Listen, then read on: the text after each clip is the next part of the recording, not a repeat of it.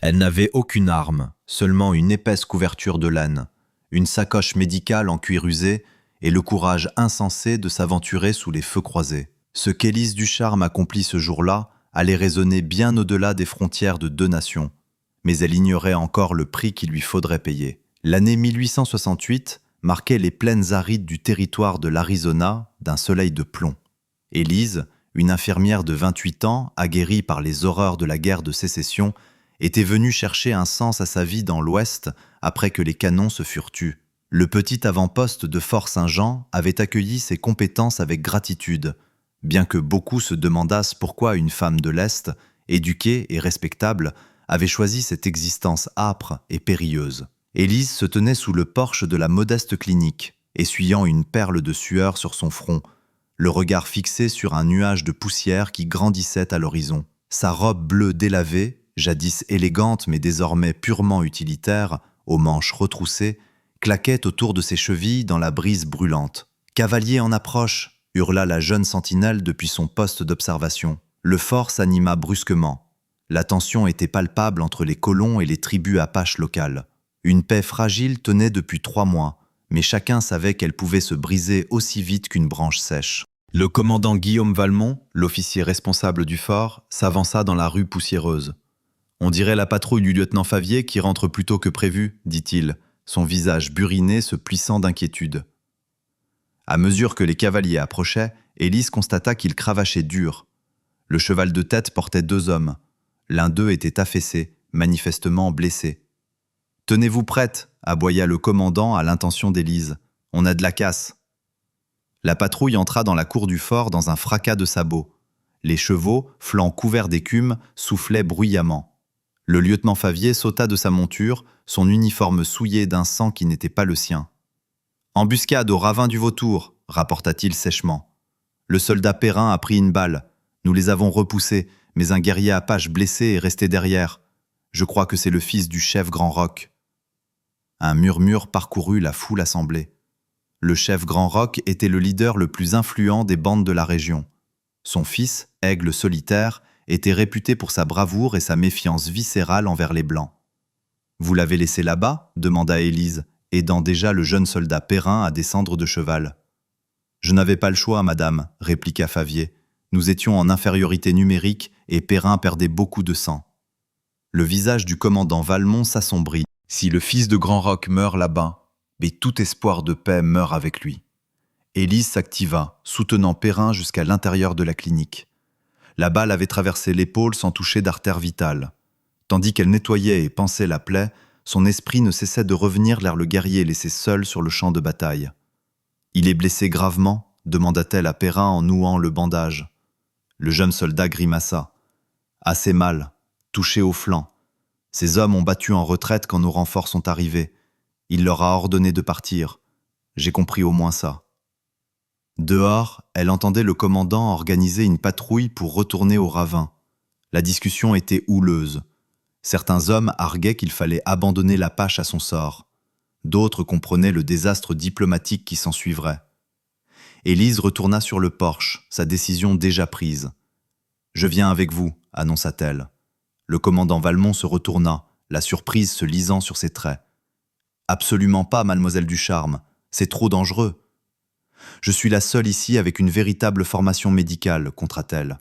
« Si vous voulez qu'il survive au voyage de retour, vous avez besoin de moi. »« Les Apaches sont peut-être encore dans le secteur, » avertit le lieutenant Favier. Élise saisit sa sacoche et décrocha une épaisse couverture de laine suspendue près de la porte. « Alors nous ferions mieux de nous dépêcher. » 1 heure plus tard, Élise chevauchait aux côtés des soldats, son cœur battant la chamade à chaque foulée de sa monture. Le paysage était d'une beauté brutale, de vastes étendues d'herbes dorées, interrompues par des affleurements rocheux et quelques chênes tordus par le vent. À l'approche du ravin du Vautour, le lieutenant Favier leva la main, signalant au groupe de ralentir. « Juste derrière cette crête, » dit-il à voix basse. « Nous l'avons laissé sous le grand peuplier, près du lit de la rivière. » Ils mirent pied à terre et s'approchèrent avec précaution. Élise serrait sa sacoche et sa couverture, scrutant les environs à la recherche du moindre signe de guerriers ennemis. Là, sous les branches étendues d'un peuplier centenaire, gisait un jeune homme. Sa peau cuivrée luisait de sueur, sa respiration était superficielle. Le sang avait traversé la peau de daim sur son flanc. Élise s'approcha lentement, consciente que même blessé, Aigle solitaire restait dangereux. Ses yeux noirs s'ouvrirent brusquement à l'approche de ses pas, et sa main glissa instinctivement vers le couteau à sa ceinture. « Je suis là pour vous aider », dit-elle doucement, sachant qu'il ne comprendrait peut-être pas ses mots, mais espérant qu'il saisirait son intention. Elle leva les mains, montrant qu'elle ne portait que la couverture et sa trousse de soins. Aigle solitaire l'observa avec une intensité épuisée, la douleur gravée sur ses traits fiers. Il prononça quelques mots dans sa langue qu'elle ne put déchiffrer, mais elle reconnut le défi dans son ton. Élise s'agenouilla près de lui, posant ses affaires. « Je dois voir votre blessure », dit-elle en mimant un geste vers son flanc. Après un long moment, il eut un imperceptible hochement de tête. Élise écarta délicatement le vêtement pour révéler une plaie par balle vilaine qui suintait encore. Ce n'était pas mortel dans l'immédiat, mais sans traitement, l'infection l'emporterait en quelques jours. « Je peux vous soigner, dit-elle en soutenant son regard.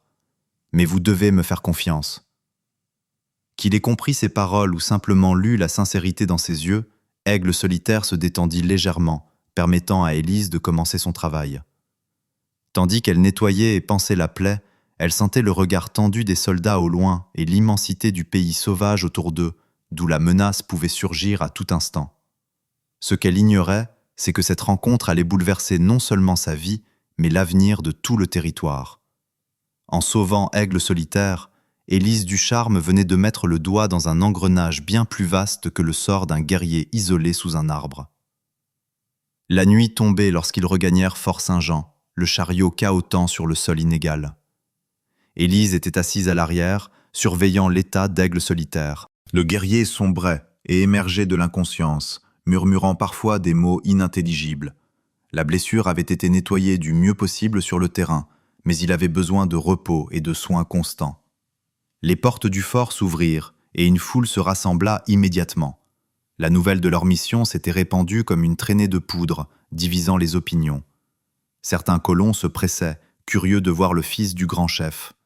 D'autres restaient en retrait, le visage sombre de méfiance. « Faites place !» ordonna le commandant Valmont, frayant un chemin vers la clinique. Alors que les soldats soulevaient le brancard, le père Clément fendit la foule, son visage maigre tordu par la désapprobation.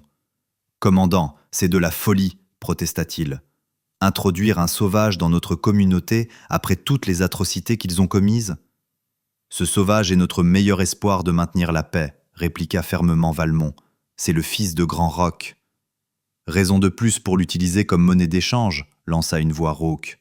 C'était Silas Bertrand, un éleveur de bétail qui avait perdu sa famille lors de raids précédents. « Dites à Grand Roch qu'il récupérera son garçon quand il aura déplacé son peuple plus à l'ouest. » Élise s'interposa entre l'homme et le brancard. « Cet homme est mon patient, » dit-elle, la voix stable malgré son épuisement. « Je ne laisserai personne l'utiliser comme un pion politique, pas tant qu'il sera sous mes soins. »« Vous dépassez les bords, mademoiselle Ducharme, » avertit Bertrand. « Certains pourraient se demander où va votre loyauté. »« Ma loyauté va à la vie, monsieur Bertrand, une valeur que je croyais chère à tout bon chrétien. » Elle se tourna vers les soldats. « Rentrez-le, s'il vous plaît. » Toute la nuit, Élise travailla pour nettoyer proprement la plaie et suturer les chairs. La balle avait déchiré le muscle mais épargné les organes vitaux. Une chance inouïe. À l'aube, la fièvre s'était stabilisée, bien qu'il restât faible. Élise somnolait sur une chaise près du lit de camp, se réveillant en sursaut au son d'un mot doucement prononcé. Aigle solitaire l'observait, ses yeux sombres, alertes et inquisiteurs. « Vous êtes à Fort-Saint-Jean, » expliqua-t-elle, doutant qu'il comprenne. « On vous a tiré dessus, j'essaie de vous guérir. » Le guerrier étudia son visage un long moment. Puis, à sa grande surprise, il répondit dans un anglais hésitant. « Pourquoi aider ennemi ?» Élise réfléchit à sa réponse. « Je ne vois pas d'ennemi, je vois un homme blessé. » Il sembla peser ses mots. « Mon père viendra. Je m'y attends, convint-elle. Et quand il le fera, j'espère qu'il vous trouvera en train de guérir et non utilisé comme otage. » Un tumulte au dehors les interrompit. Élise s'approcha de la fenêtre et aperçut une petite délégation de cavaliers s'approchant des portes du fort sous un drapeau blanc. En tête, chevauchait une figure imposante, qu'elle reconnut d'après les descriptions. Le chef Grand Roch en personne. Le commandant Valmont les accueillit aux portes, accompagné du lieutenant Favier et de plusieurs soldats armés. La tension était palpable, même à cette distance. Élise se hâta de sortir, les rejoignant juste au moment où Grand Roch mettait pied à terre. Le chef était un homme de haute stature, aux cheveux grisés tressés en 2 longues nattes, le visage marqué par l'âge et l'autorité.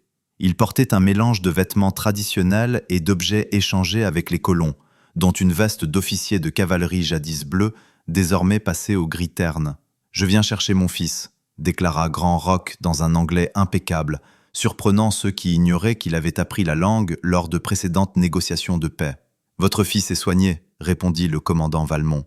« Il a été blessé lors d'une attaque contre mes hommes. » L'expression de Grand Roch demeura impassible. « Mes guerriers disent que vos soldats ont tiré les premiers. »« C'est un mensonge », rétorqua vivement le lieutenant Favier. « Nous sommes tombés dans une embuscade. » Le regard du chef glissa vers Favier, lourd et pénétrant. « Mon fils ne ment pas. Mes guerriers non plus. » Élise fit un pas en avant. « Chef Grand Roch, je suis Élise du Charme. Je veille sur Aigle Solitaire.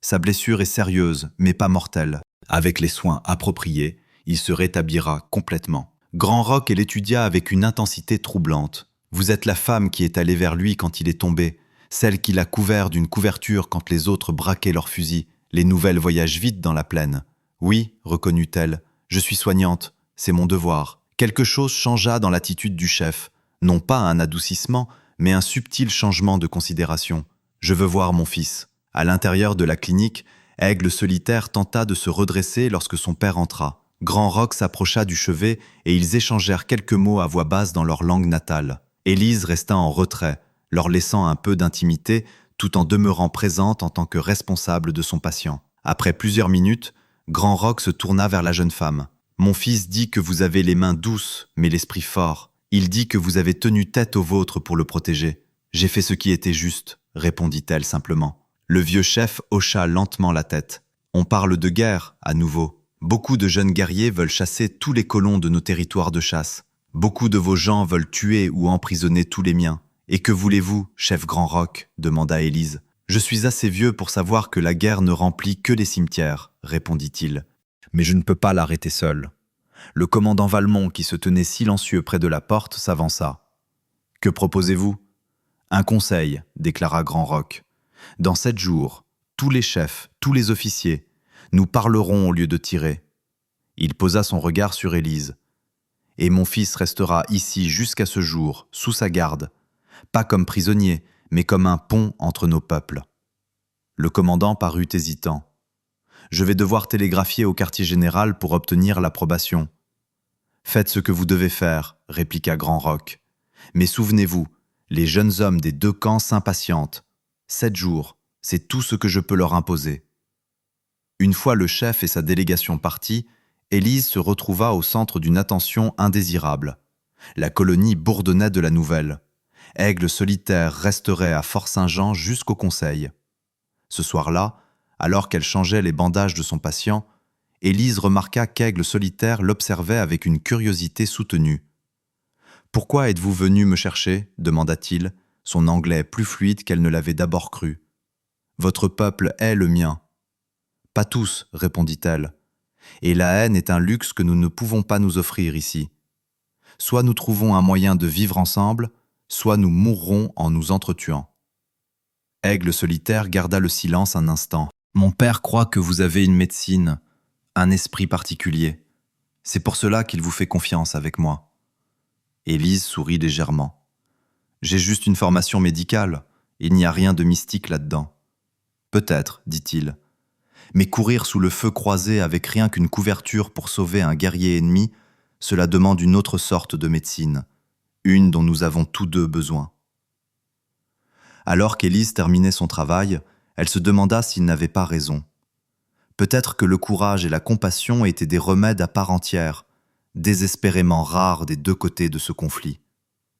Ce qu'elle ne réalisait pas encore, c'est que sa décision de sauver Aigle Solitaire avait mis en branle des forces bien plus grandes, et que le conseil à venir la placerait directement entre 2 mondes au bord du gouffre.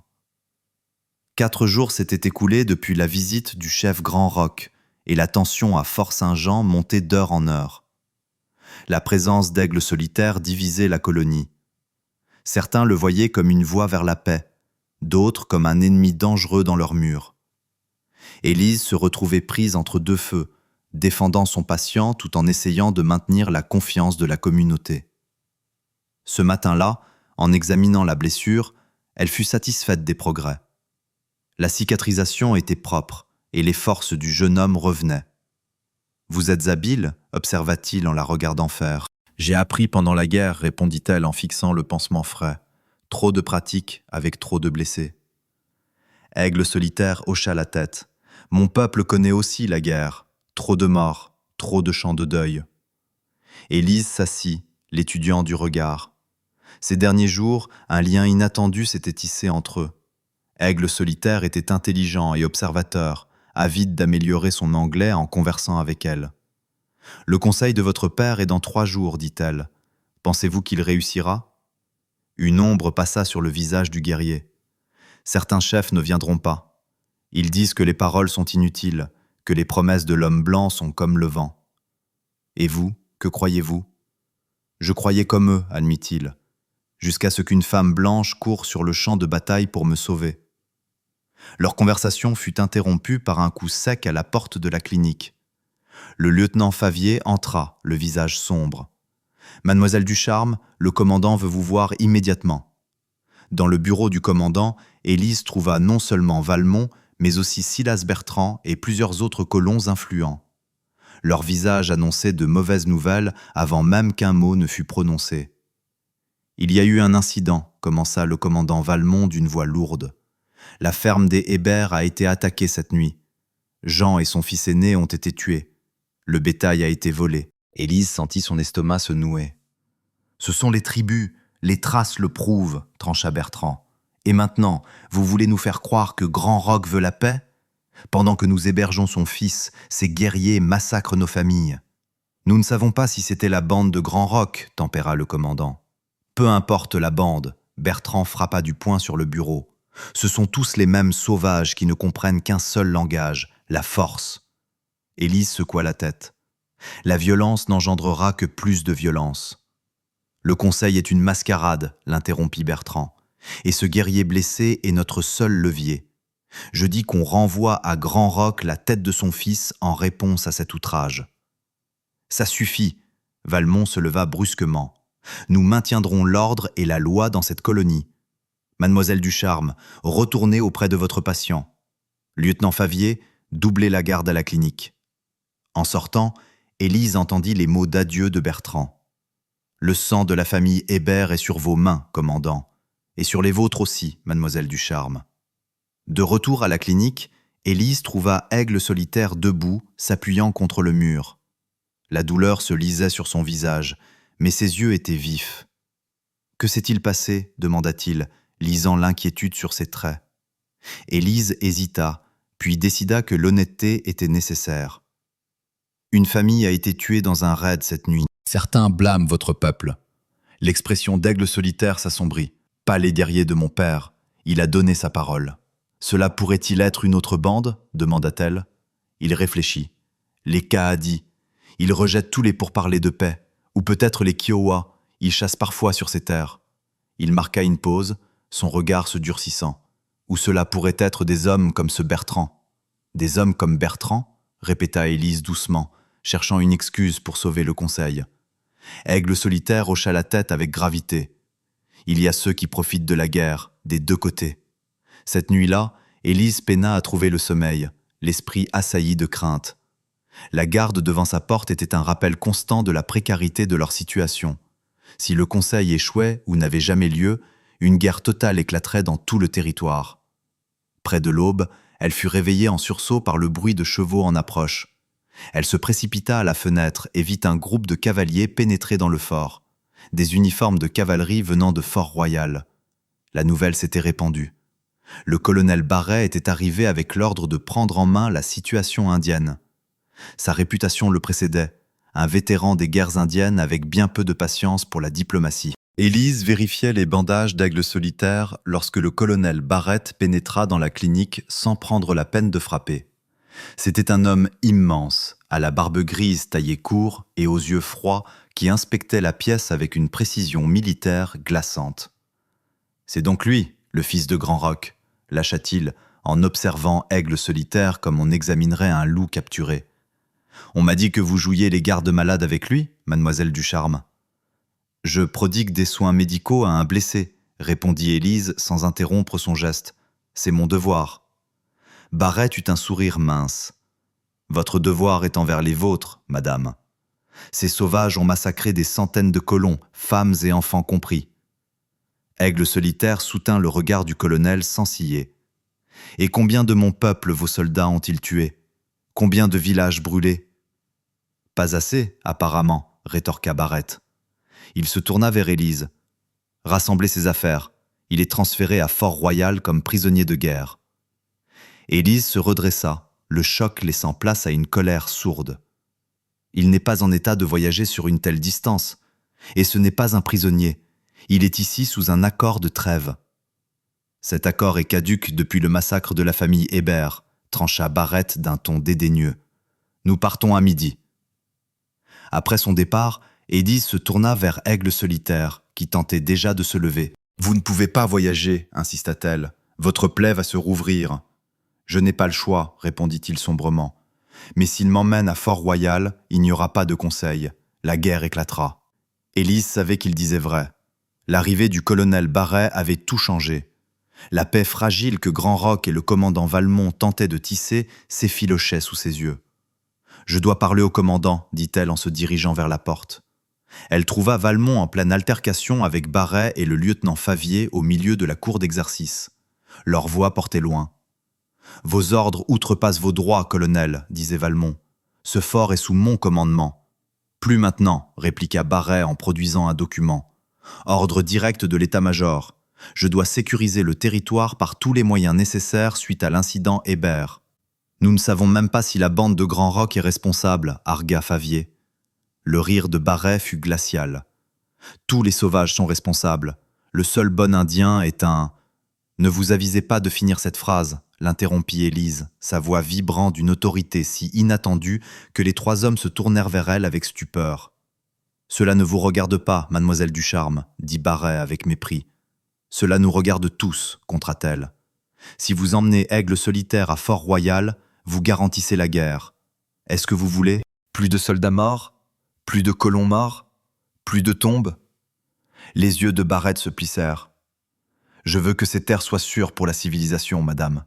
Une chose qu'une femme ne peut pas comprendre. Je comprends bien assez, riposta Élise. J'ai vu ce que la civilisation a fait pendant la guerre. J'ai recousu des hommes déchiquetés par la mitraille et rongés par la gangrène. Si c'est ça la civilisation, peut-être devrions-nous revoir nos valeurs. Le commandant Valmont s'éclaircit la gorge. Les ordres du colonel Barrett sont clairs, mademoiselle Ducharme. Aigle Solitaire part à midi. Élise passa son regard d'un visage à l'autre, réalisant qu'elle ne trouverait aucun allié ici. L'arrivée de Barrett avait fait basculer l'équilibre du pouvoir, et avec lui, toute chance de paix. Alors qu'elle tournait les talons, le lieutenant Favier la rattrapa. « Je suis désolé, murmura-t-il. Le commandant a les mains liées. »« Alors les miennes ne le sont pas, répondit-elle avec une détermination soudaine. De retour à la clinique, Élise trouva Aigle Solitaire essayant de s'habiller, ses mouvements raidis par la douleur. « Il m'emmène mourir à Fort-Royal, dit-il d'un ton factuel. » Élise commença à rassembler des fournitures médicales, l'esprit en ébullition. « Il faudra d'abord qu'il vous attrape. » Aigle Solitaire la regarda avec surprise. « Que dites-vous ?»« Je dis que nous partons, répondit-elle en croisant son regard. » Avant midi, le soleil projetait de longues ombres sur Fort-Saint-Jean, tandis qu'Élise finalisait son plan désespéré. Elle avait envoyé un mot au vieux docteur Miller, prétendant avoir besoin d'aide urgente pour gagner du temps. « Nous prendrons le chariot de ravitaillement, expliqua-t-elle à voix basse à Aigle Solitaire. J'ai dit à Jacques, le garçon d'écurie, que je devais aller chercher des herbes près du ruisseau. Il est en train d'atteler. » Aigle Solitaire l'observait avec un mélange d'incrédulité et de respect. « Vous risquez tout ?»« Pas tout, répondit-elle en vérifiant sa trousse. Juste ma position ici, peut-être ma réputation. Elle tue les conséquences bien plus graves qu'elle pourrait encourir. Pourquoi demanda-t-il simplement. Élise marqua une pause. Parce que je crois que votre père veut vraiment la paix. Parce que j'ai vu assez de morts dans ma vie. Et parce que ce que le colonel Barrett prévoit est injuste. Un coup à la porte les fit tressaillir, mais ce n'était que le jeune Jacques. « Le chariot est prêt, mademoiselle Ducharme, dit-il, son visage tacheté de rousseur passant par l'entrebâillement. Il attend à l'entrée arrière, comme vous l'avez demandé. » « Merci, Jacques. Souviens-toi, pas un mot à personne avant 1 heure. » Le garçon hocha la tête solennellement, les yeux écarquillés par l'importance de son rôle dans cette mystérieuse mission. Une fois Jacques parti, Élise aida Aigle Solitaire à se lever. Bien que plus fort qu'avant, il grimaçait à chaque mouvement. « Appuyez-vous sur moi », ordonna-t-elle. Le chariot les attendait, une bâche en toile offrant une dissimulation précaire. Avec effort, Aigle Solitaire grimpa à bord, s'allongeant à plat parmi les caisses qu'Élise avait disposées. Elle le recouvrit de couverture. « Restez silencieux », chuchota-t-elle. « Je nous fais passer les gardes. » La porte arrière du fort était moins surveillée que l'entrée principale. En approchant, Élise salua nonchalamment le soldat Dubreuil. « Bonjour, mademoiselle Ducharme, la salua-t-il. Vous allez où ?»« Au ruisseau du Faucon, » répondit-elle avec une aisance qui démentait les battements furieux de son cœur. « L'Achillée millefeuille devrait être en fleurs. C'est excellent pour les cataplasmes. » Dubreuil hocha la tête, satisfait. « Soyez prudente, le colonel a mis tout le monde sur les nerfs avec ses histoires de guerriers en maraude. »« Je n'irai pas loin, promit-elle alors qu'il ouvrait la grille. » Lorsque le chariot passa, Élise lutta contre l'envie de se retourner ou de presser les chevaux. Ce n'est qu'une fois la première colline franchie qu'elle expira vraiment. « Nous sommes passés, dit-elle à Aigle Solitaire, mais ils viendront nous chercher dès qu'ils réaliseront votre absence. » Il s'assit prudemment, scrutant l'horizon. « Nous devons atteindre le camp de mon père. C'est à 2 jours de cheval vers le nord-ouest, près du canyon sacré. »« Je connais la direction, dit Élise, mais pas l'endroit exact. »« Je vous guiderai, assura-t-il, mais nous devons quitter cette piste. Ils suivront les traces du chariot trop facilement. » Élise hocha la tête, dirigeant les chevaux vers un affleurement rocheux pour dissimuler leur passage. Le paysage devenait de plus en plus accidenté, les plaines cédant la place à des mésas éparses et des ravins profonds creusés par d'anciennes crues. À la mi-journée, ils entendirent le martèlement lointain de sabots. La patrouille de recherche avait découvert leur fuite plus tôt qu'espéré. Élise pressa les chevaux, mais le chariot n'était pas conçu pour la vitesse sur ce terrain rocailleux. « Nous ne pouvons pas les semer avec ça, » dit Aigle Solitaire, le visage grave. « Nous devons nous cacher jusqu'à la nuit. » Élise guida l'attelage dans un canyon étroit où les ombres offraient un abri. Ils abandonnèrent le véhicule, ne prenant que l'essentiel, et grimpèrent plus haut dans les rochers. De leur point d'observation, ils virent la poussière soulevée par les cavaliers en approche. « C'est Barret », confirma Élise, reconnaissant le cheval gris distinctif du colonel à travers ses jumelles de théâtre, suivi d'au moins 8 hommes. Ils se pressèrent contre la pierre chaude alors que la patrouille approchait. Barret arrêta ses hommes à l'entrée du canyon, étudiant le sol. « Le chariot est entré ici », cria-t-il. « Favier, prenez Williams et allez voir. Les autres, dispersez-vous et cherchez le périmètre. » Le lieutenant Favier et un soldat mirent pied à terre, s'approchant du chariot abandonné, arme au poing. Élise retint son souffle. « Ils ont laissé le chariot, mon colonel, » rapporta Favier. « Les traces montent vers les rochers. »« Trouvez-les, » ordonna Barrett. « Cette femme aide un prisonnier à s'évader. C'est de la trahison en temps de guerre. » Alors que les soldats commençaient à se déployer, Aigle Solitaire toucha le bras d'Élise. « Nous devons bouger. Il y a un autre passage à travers ces pierres. » Ils s'enfoncèrent plus profondément dans le dédale de pierre. Aigle Solitaire se déplaçait avec une agilité surprenante malgré sa blessure. Élise suivait, consciente que chaque instant augmentait la distance avec leurs poursuivants, mais les éloignait aussi de toute sécurité. Au crépuscule, ils avaient mis une distance considérable entre eux et les hommes de Barrett. Mais Élise voyait bien que les forces d'Aigle Solitaire déclinaient. Sa plaie avait recommencé à saigner, tachant sa chemise de daim. « Nous devons nous arrêter, » insista-t-elle. « Je dois vérifier votre blessure. » Il secoua la tête. « Pas sûr encore. Les éclaireurs de mon père patrouillent ces frontières. Si nous pouvons atteindre la haute crête d'ici le matin, ils nous trouveront. » Ils marchèrent toute la nuit, le froid du désert s'installant dans leurs os. Élise rationnait sa gourde, sachant que la déshydratation était aussi dangereuse que leurs poursuivants. À l'aube, Aigle solitaire s'appuyait lourdement sur elle, le souffle court. « La crête !» dit-il en pointant un affleurement lointain qui se découpait contre le ciel s'éclaircissant. « Nous devons l'atteindre. » Élise regarda la distance avec effroi. « C'est à au moins 5 kilomètres et vous perdez encore du sang. Alors je vais laisser une piste. Ils ne pourront pas la manquer, dit-il avec un humour sombre en désignant les taches sombres marquant leur chemin. Ils avaient couvert peut-être la moitié de la distance quand Élise entendit des chevaux approcher, non pas de derrière, mais de par-delà la crête. Elle aida Aigle solitaire à se mettre à l'abri d'un gros rocher, sortant son petit revolver de sa poche. 4 cavaliers apparurent à l'horizon, se dirigeant droit sur eux. Lorsqu'ils furent plus proches, Élise vit que c'étaient des guerriers, le visage peint pour la guerre. Aigle solitaire se redressa, les appelant dans sa langue. Les guerriers freinèrent brutalement, visiblement surpris. Le chef mit pied à terre et approcha avec précaution, ses yeux passant d'Aigle solitaire à Élise avec une méfiance évidente. Un échange rapide s'ensuivit. Aigle solitaire fit plusieurs gestes vers Élise, son ton devenant insistant. Finalement, le guerrier hocha la tête et siffla ses compagnons. « C'est Lougri, le guerrier le plus fidèle de mon père, » expliqua Aigle solitaire. « Il va nous emmener au camp. » « Mais il ne vous fait pas confiance ?»« Je ne le blâme pas, » répondit Élise en rengainant son arme. Le voyage jusqu'au campement prit la majeure partie de la journée. Aigle solitaire monta en croupe derrière Lougri, tandis qu'on donnait une monture à Élise. Ils voyagèrent en silence, les guerriers guettant le moindre signe de poursuite. Alors que le soleil commençait à se coucher, ils franchirent une colline surplombant une vallée abritée. En bas, des dizaines de tipis formaient un cercle autour d'une clairière centrale. Des chevaux paissaient à proximité et la fumée s'élevait des feux de cuisine.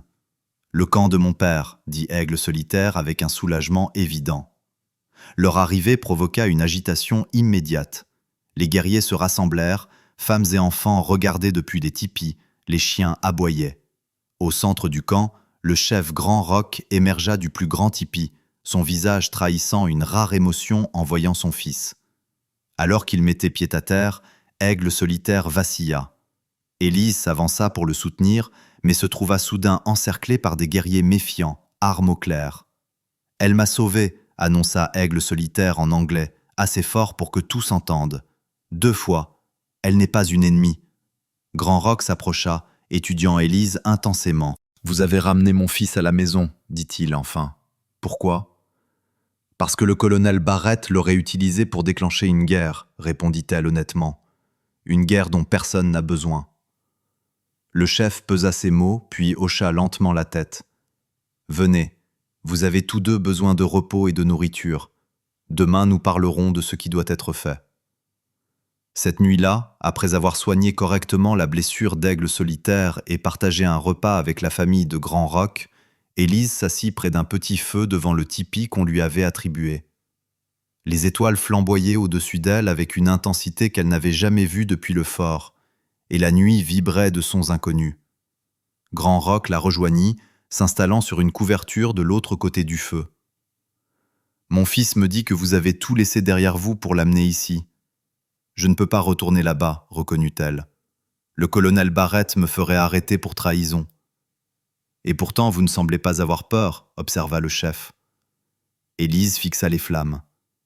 J'ai eu peur bien des fois dans ma vie, chef Grand Roc. Pendant la guerre, quand je suis arrivé dans l'Ouest, quand nous avons fui le fort, mais la peur ne devrait pas nous empêcher de faire ce qui est juste. Grand Roc hocha la tête pensivement. Demain, des messagers partiront vers toutes les tribus et vers le commandant Valmont. Ils diront qu'Aigle solitaire est vivant et chez lui, que le conseil doit toujours avoir lieu. Barret ne le permettra pas, avertit Élise. Peut-être pas, convint Grand Roc. Mais vous avez montré que tous les Blancs ne veulent pas la guerre. C'est un savoir important. Alors qu'Élise regardait les braises rougeoyer dans la nuit du désert, elle réalisa qu'en sauvant Aigle solitaire, elle avait en effet bâti un pont entre deux mondes. Mais si ce pont supporterait le poids de la paix ou s'effondrerait sous la tension des haines anciennes, cela restait à voir. Ce qu'elle savait, c'est que sa décision impulsive de courir sous les balles avec rien d'autre qu'une couverture l'avait menée à cet instant, sous des étoiles étrangères, au cœur d'un campement dont elle était jadis l'ennemi. Et d'une certaine manière, malgré tout ce qu'elle avait perdu, cela ressemblait au début de quelque chose de bien plus important que tout ce qu'elle avait laissé derrière elle.